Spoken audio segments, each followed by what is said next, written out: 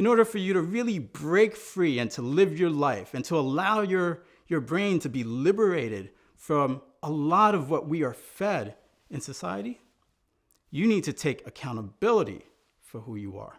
You need to take accountability for your life.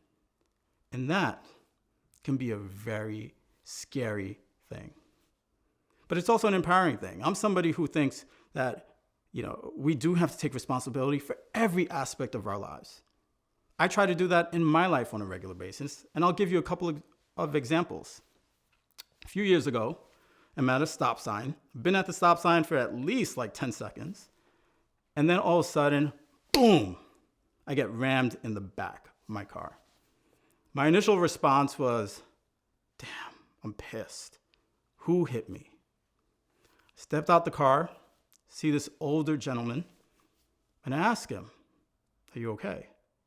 Right? A lot of people just start arguing right away. One thing I realized, if you show concern for the other person, it automatically breaks the tension.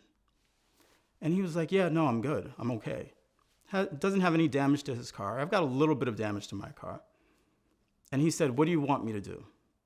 I was like, I want you to make sure you get home safe. And that was it. And in that moment, I realized that accident wasn't his fault. That accident was my fault.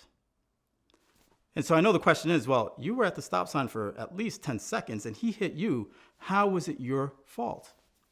Well, then I thought to myself, man, I should have left the house earlier. If I had left the house earlier, I would not have been in that place, in that moment, where he was going to be, and my car would not have gotten hit. If I didn't watch that TV show for an extra 10 minutes and left a few minutes earlier, that wouldn't have happened. Maybe if I had gotten ready quicker in the morning like I had planned to, I would have been out the house earlier, and that wouldn't have happened. Maybe if I didn't stop along the way at that store to get that snack, that wouldn't have happened. It was my fault. And that made me feel empowered about the situation and empowered about my life. I've often shared the story of being diagnosed with kidney failure when I was 18. Having a kidney transplant at 28 years old, 8 days after graduating from medical school. And I was blessed. My dad was my kidney donor.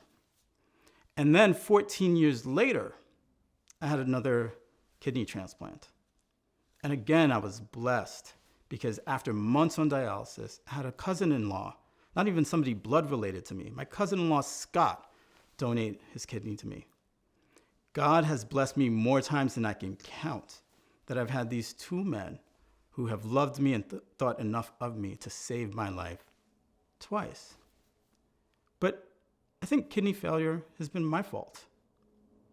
And you ask me why. Obviously, there's some diseases and disorders you can kind of put blame on people, right? Like if they're smokers or alcoholics or just don't take good care of themselves. But I was 18. I was an 18-year-old college athlete. Never drank, never smoked, took very good care of myself. Didn't do any drugs. And I got this. But looking back, I know that I was a stressed out type A kid. Perfectionism to the core. Never happy, always wanting more, never being present in the moment. That was going to take its toll on my body.